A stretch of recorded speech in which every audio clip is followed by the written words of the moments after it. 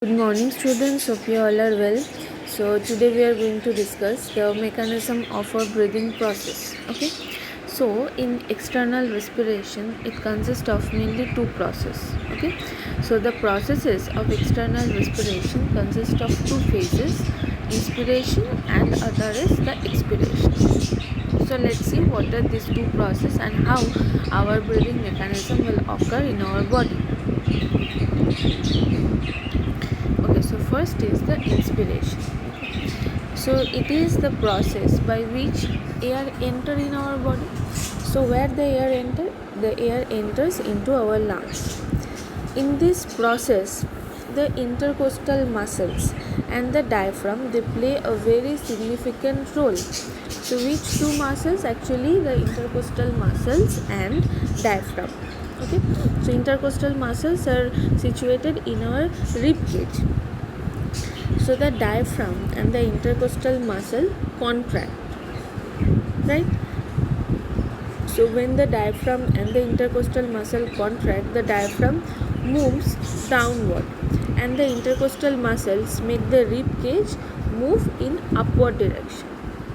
Okay, so both this action increase the volume of our chest or volume of our thoracic cavity and also reduce the atmospheric pressure that allowing the air to rush into the airways and then into the alveoli.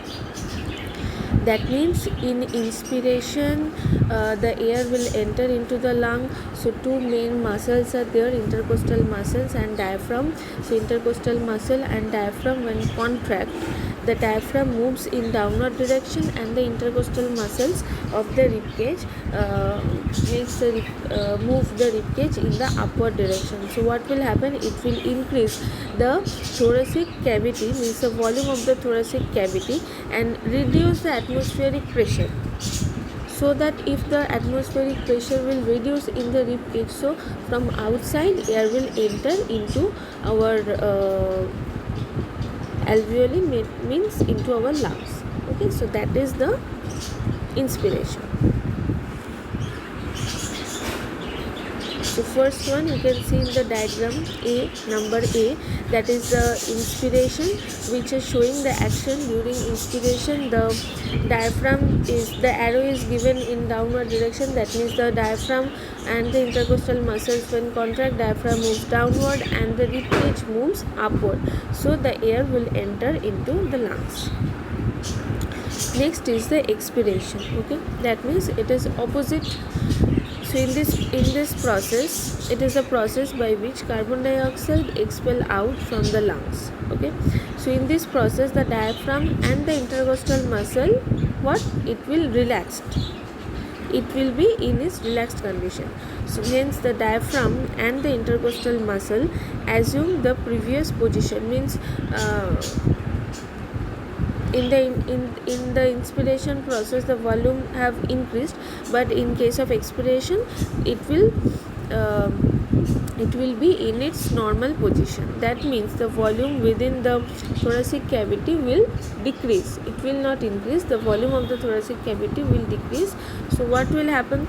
There will decrease in the volume, causes the increase in the pressure above the atmospheric pressure, so which forces the air out of the thoracic, means from the thoracic cavity.